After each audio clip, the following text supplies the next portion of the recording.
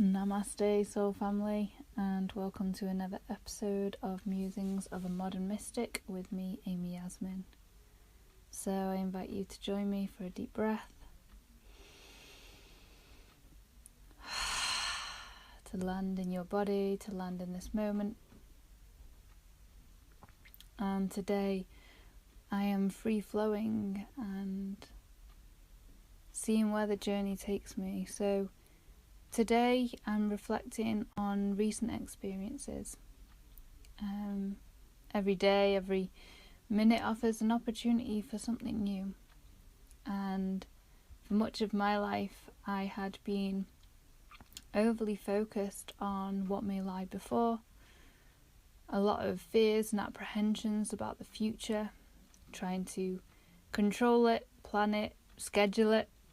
And over time I didn't do so well when that schedule changed.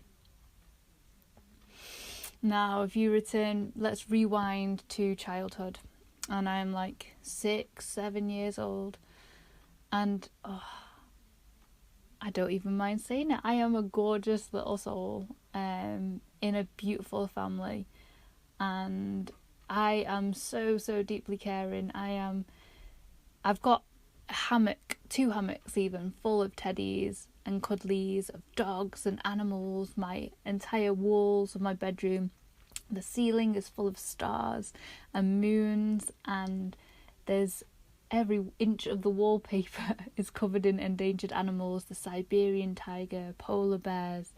I'd cut out all of my mum and dad's National Geographic, I'd read it. I was an avid bookworm, and so I would devour any information I could get about animals, about this planet. Especially, I love planet Earth, and then the deep blues of the ocean, any documentaries like that, penguins. Adored going to the zoo and just seeing animals that might not be in every day. And there was something really special for me about the tiger. There remains something special.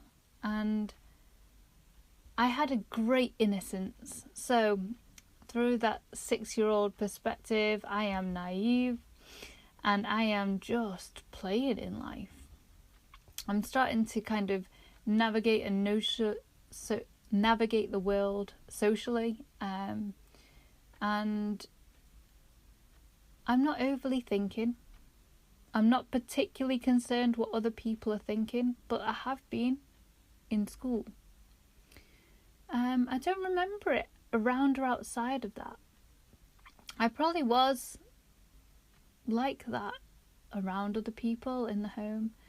There's part of me that wonders when this caring so much about what other people think, perceive, that I started to change how I thought and how I behaved.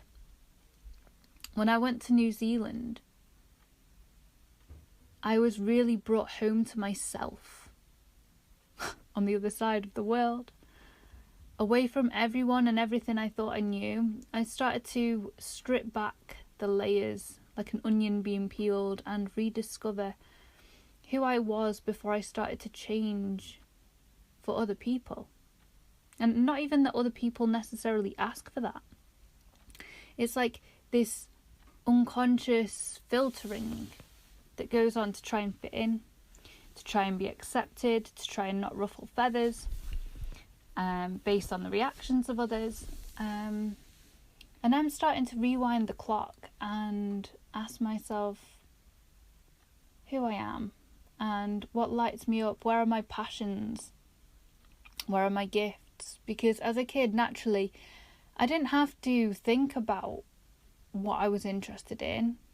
I was curious, loved animals, I did sports clubs, I was keen to try any sports, athletics, loved moving, loved football, team sports. I did enjoy athletics as well.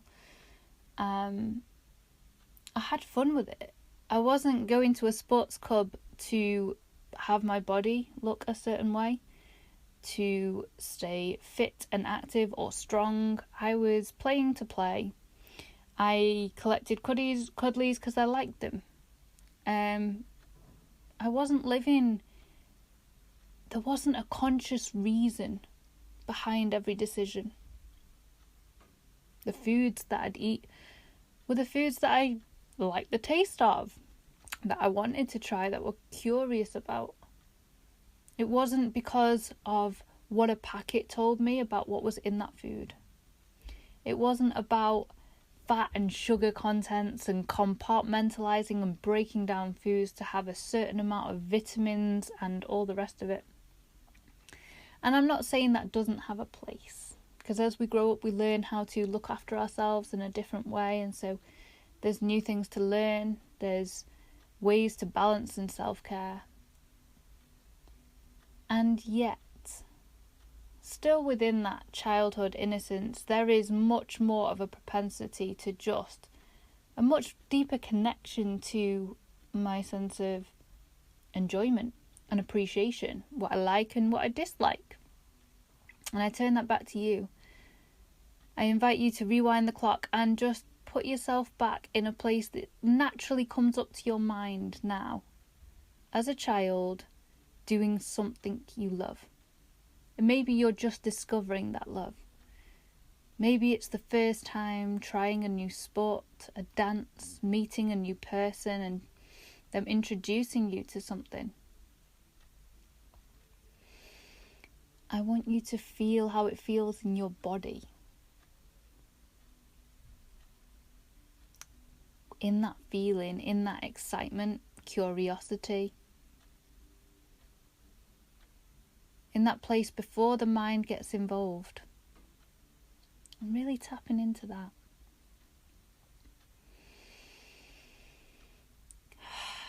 There is some pre-journal exercises as well if you ever want to go deeper into any of the prompts.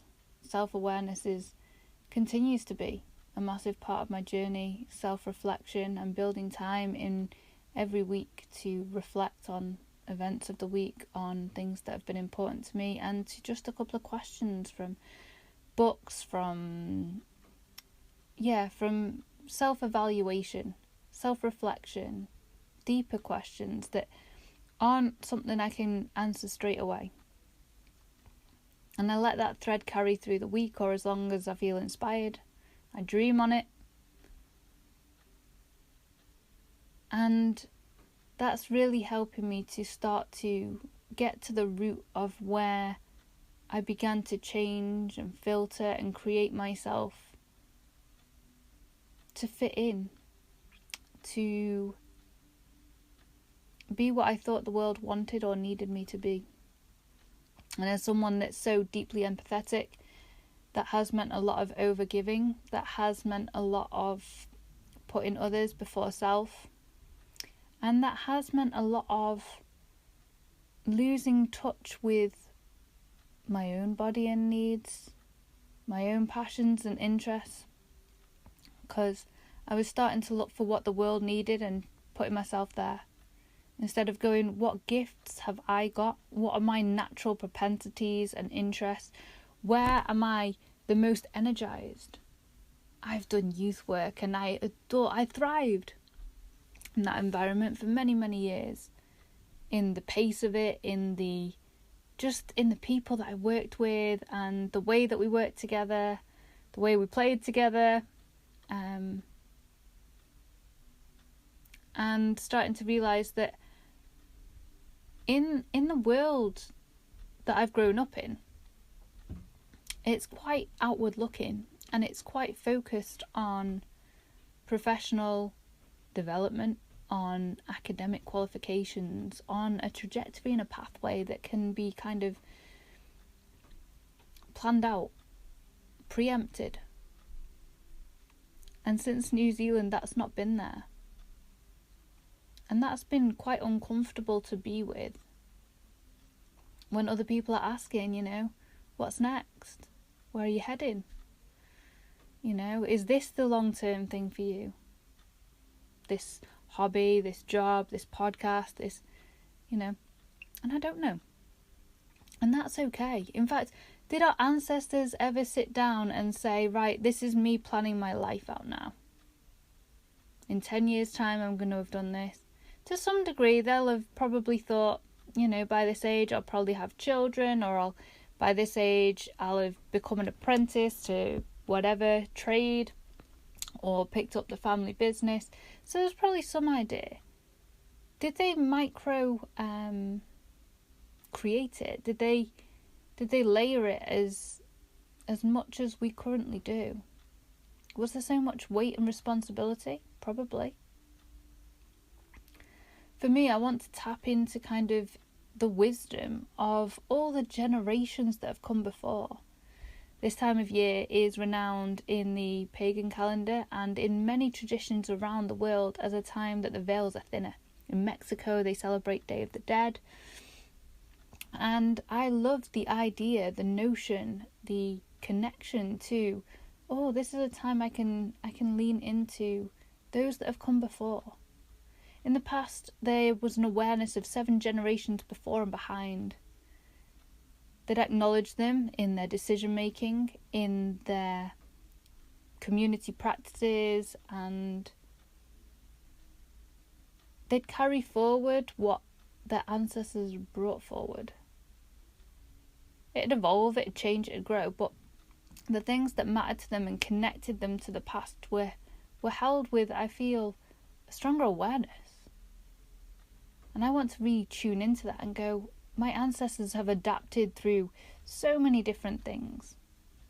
There will have been climate changes over the last several hundred years of ancestors. There'll have been changes in work life, in the way the world looks, in so many different things. How did they navigate it? And how can that help me now? Because I see a world that's changing rapidly. And so I'm aware that the plans outwardly that I might make might not mean a jot in 6 months' time, a year's time. So instead of getting so attached to where I might be going, to what I could be doing, I'm learning to reel it back in and come from a place of what lights me up now. What do I feel inspired or passionate about now? And don't get me wrong, life isn't necessarily all passion, all singing, all dancing, all enjoyment. And yet, there needs to be a thread of that. For me personally, I'm realising how much I've been living to do, to complete a list, or, all these things that seem so important.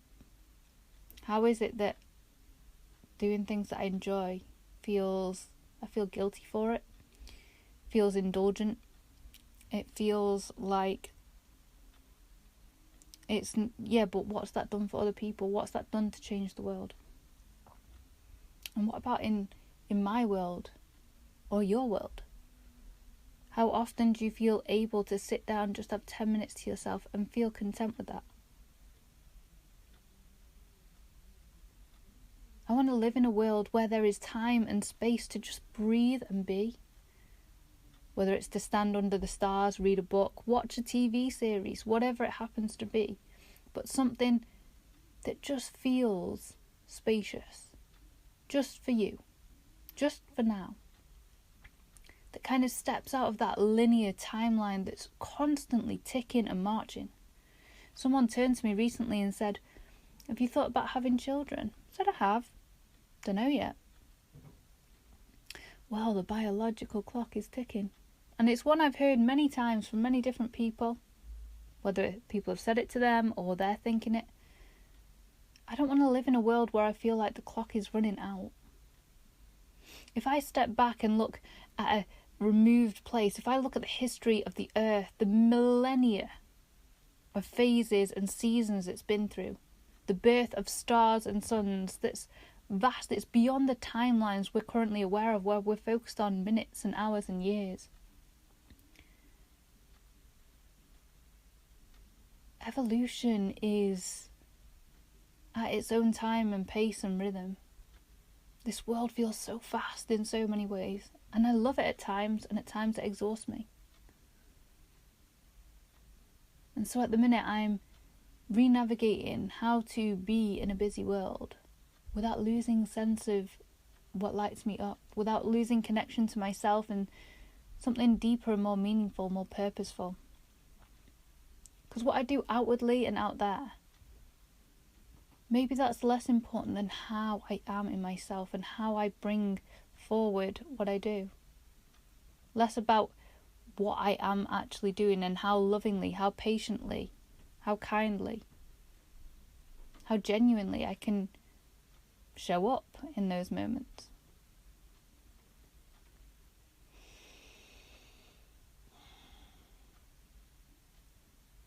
And maybe there's time and space to appreciate those moments as well.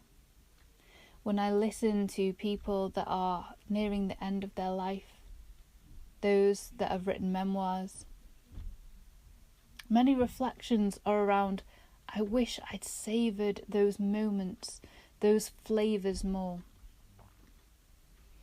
Precious time with loved ones, enjoying a meal, just the taste, the flavour. What would I miss if I wasn't here tomorrow? And to dive more deeply into that moment, to live it more deeply, to feel it more deeply, instead of racing through. And often the day can carry me. Often I can lose sight of, connection with what feels authentic, with self-trust and navigating the world from the inside out, instead of being rocked so much by the world.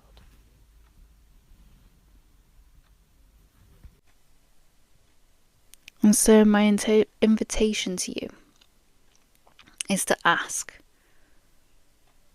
where are my passions and interests now? What lights me up?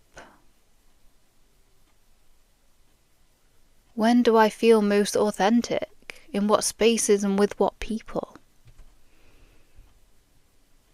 And how can I bring that way of being into the day-to-day, into the spaces that feel less comfortable, into the places that might be less, I might be acting, behaving, thinking less in line with my true self and more in people pleasing and awareness what other people think, in what I think needs to be done, should be done. When I sit with not knowing, I can tap into something unknown. Something new can arise. When I presume to know, often the universe laughs in my face and I get a nice little plot twist thrown along. So instead of wanting the solid professional development, the pathway, a clear linear, this is where I'm going, a clear amount to aim for in the bank, in a pension.